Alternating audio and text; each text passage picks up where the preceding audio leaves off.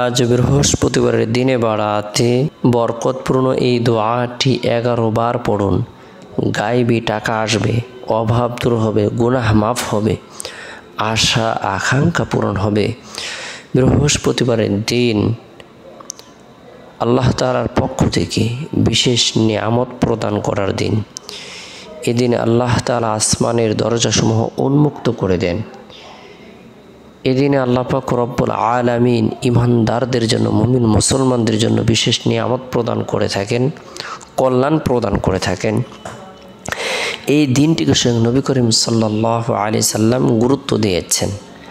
আমরাও যদি এই দিনটিকে গুরুত্ব দেই, এই দিনে নফল ইবাদত বন্দেগী করি, নফল নামাজ পড়ি, কোরআন তেলাওয়াত করি, জিকির আজকার করি, তাসবিহ তাহলিল পাঠ করি, রব্বুল আলামিনের দরবারে রোনাজারি করি, আল্লাহ পাক রব্বুল আলামিন আপনার আমার জীবনের সকল ধরনের পেরেশানিকে দূর করে দেবেন, গায়েবী সাহায্য প্রদান করবেন, দোয়াকে কবুল করবেন, আশা আকাঙ্ক্ষাকে পূরণ করে দেবেন। বরকতপূর্ণ এই দিন আমরা প্রত্যেকেই গুরুত্ব সহকারে ফজরের নামাজ সম্পূর্ণ করার পর সূরা হাশরের শেষ 3টি আয়াত তেলাওয়াত করার জন্য চেষ্টা করব। আউযু বিল্লাহিস সামিউল আলিম মিনাশ শাইতানির রাজিম। আউযু বিল্লাহিস সামিউল আলিম মিনাশ শাইতানির রাজিম। হুয়াল্লাহুল্লাযী লা ইলাহা ইল্লা হু আলিমুল গায়বি ওয়াশ শাহাদাতি হুয়ার রহমানুর রহিম। হুয়াল্লাহুল্লাযী লা ইলাহা ইল্লা হু। এভাবে সূরা হাশরের শেষ 3টি আয়াত আমরা তেলাওয়াত করব। আল্লাহ পাক রব্বুল আলামিন 70,000 ফেরেশতা নিযুক্ত করে দিবেন, যারা সন্ধ্যা পর্যন্ত মাগফিরাত কামনা করতে থাকবে। এই দিনে যদি ইন্তিকাল হয়, মারা যায়, আল্লাহ পাক রব্বুল আলামিন শহীদি মর্যাদা দান করবেন। গুরুত্ব সহকারে আমরা প্রত্যেকেই ফজরের নামাজ সম্পূর্ণ করার পর সূরা হাশর শেষ 3টি আয়াত আমল করার জন্য চেষ্টা করব।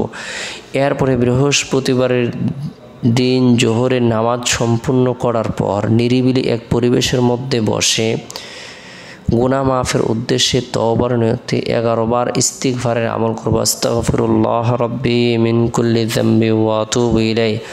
আস্তাগফিরুল্লাহ রাব্বি মিন কুল্লি যামবি ওয়া আতুবু ইলাইহি। এরপরে নবী সাল্লাল্লাহু আলাইহি সাল্লামের প্রতি মহব্বত রেখে, ভালোবাসা রেখে, আন্তরিকতা রেখে দুরুদের আমল করব 11 বার। ছোট্ট দুরুদ হলো সাল্লাল্লাহু আলাইহি সাল্লাম। উত্তম দুরুদ হলো দুরুদ ইব্রাহিম। যে দুরুদটি আমরা নামাজের মধ্যে পড়ে থাকি সেটি হলো উত্তম দুরুদ শরীফ।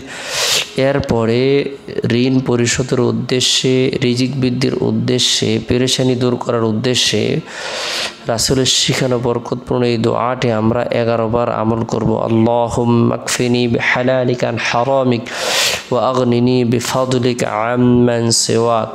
আল্লাহুম্মা কফিনি বিহালালিকা আন হারামিক ওয়া আগনিনি বিফাদলিকা আম্মান সিওয়াক।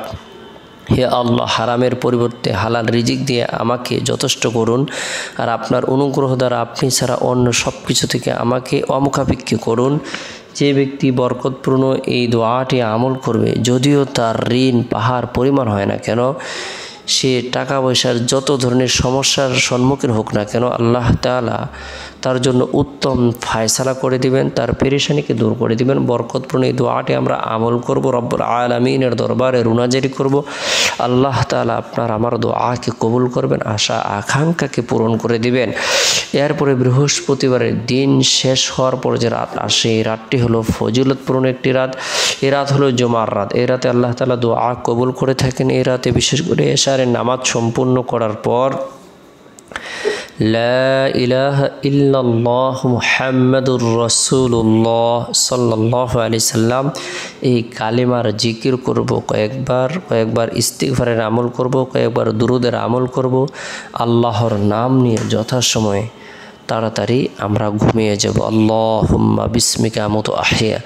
চেষ্টা করব রাতের 1/3 অংশে ঘুম থেকে জাগ্রত হয়ে তাহাজ্জুদের নামাজ পড়ার জন্য। আল্লাহ পাক রব্বুল আলামিন আমাদের সকলকে বোঝার আমল করার তৌফিক দান করুক।